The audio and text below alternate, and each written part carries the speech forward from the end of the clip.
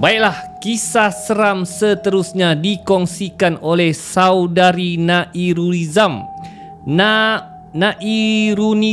Yunus. Okey. Dia ni dapat offer bekerja di satu resort baru di Kuantan, Pahang. Resort ni berhampiran dengan pantai dan resort ni masih baru.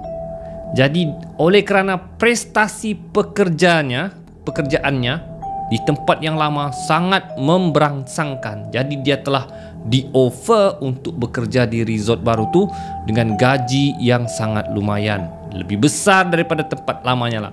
So, bila kau diberi peluang tambah-tambah resort baru lagi sebagai auditor, ya, sebagai audit file lah di resort tu, so dia pun terimalah. So belum buka lagi lah resort ni, masih dalam proses pembersihan, pembaikan.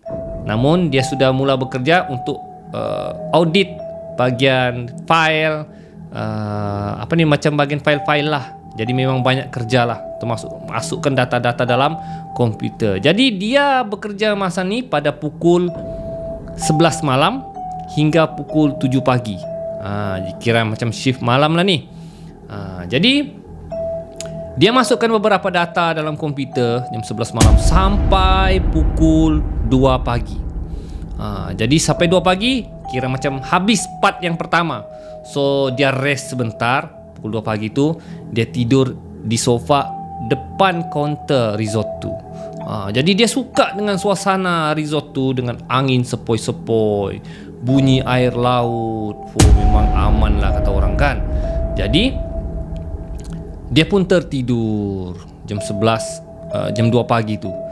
Tiba-tiba dia rasa ibu jari kaki dia seperti ditarik. Kalau kau macam tidur kan, tidur macam ditarik kan, kau terkejut lah.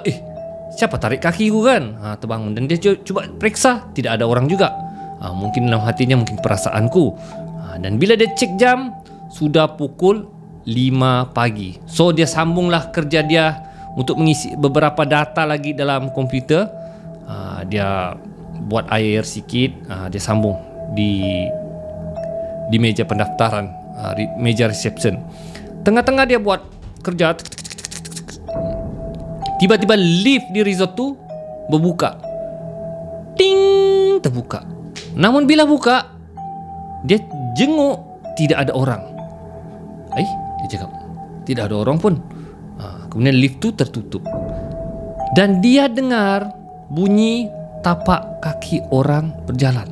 Cek, cek, cek, cek, cek. Dia dengar bunyi tapak kaki, tapi orang tidak ada. Jadi dia sudah mulai yang, apa benda ni? Dia cakap kan, lantaklah dia cakap. Dia teruskan kerja dia. Kemudian angin sepoi-sepoi macam lalu di belakangnya. Bulu roma dia sudah mulai kembang. Dia cakap, tak sedap hati aku benda ni. Dia cakap, apa benda ni? Dia cakap kan. Dia masih tidak peduli lagi. Ya, dia teruskan buat kerjanya. Sekali lagi lift resort tu terbuka. Ting. Dan bila dia lihat, tidak ada orang. Dan sekali lagi dia dengar bunyi tapak kaki. Tap, tap, tap. Tapi kali ini dia perhati betul-betul siapa punya tapak kaki ni. Dan bunyi tapak kaki itu semakin lama semakin laju. Tap, tap, tap, tap. Dan seolah-olah lari menuju ke kaunter tempat dia duduk. Tap, tap, tap, tap, tap. Terkejutlah dia, takut. Dia cakap, apa benda ni kan? Tapi dia tidak nampak. Dia hanya tutup muka dia. Dan bila dia buka mata dia, tidak ada. Tiba-tiba dia terdengar bunyi bisikan. Aku hadir. Dia cakap begitu. Dia toleh, tidak ada. Apa lagi guys? Dia kemas buku-buku dia, file dia, lari ke asrama penginapan. Dan sepanjang dia lari menuju ke asrama penginapan tu, dia dengar seperti ada tapak kaki ikut dia dari belakang. Dia tidak mau naik lift. Dia cakap, aku nak mau naik lift, naik tangga sajalah. Dia cakap, dia naik tangga menuju ke asrama penginapannya. Dan bunyi tapak kaki tu seperti mengekori dia di belakang. Dia tidaklah lari, cuma jalan laju. Jalan laju gitu kan. Dan sampai ke bilik penginapan asramanya, dia nampak beberapa rakan-rakannya berkumpul di luar bilik penginapan. Dia cakap, kenapa ramai kawan-kawanku ni? Kemudian dia tanyalah, apa kes ni? Kenapa semua di luar ni? Kenapa semua tidak tidur? Kemudian rakan-rakannya bercerita, dia cakap, malam ni bilangnya kami tak tahan, diganggu. Kawan-kawannya diganggu. Ya, bilangnya bilik kami diketok, tingkap kami diketok, almari kami dibuka, kerusi bergerak, TV hidup sendiri. Macam-macam lah kawan-kawannya cerita.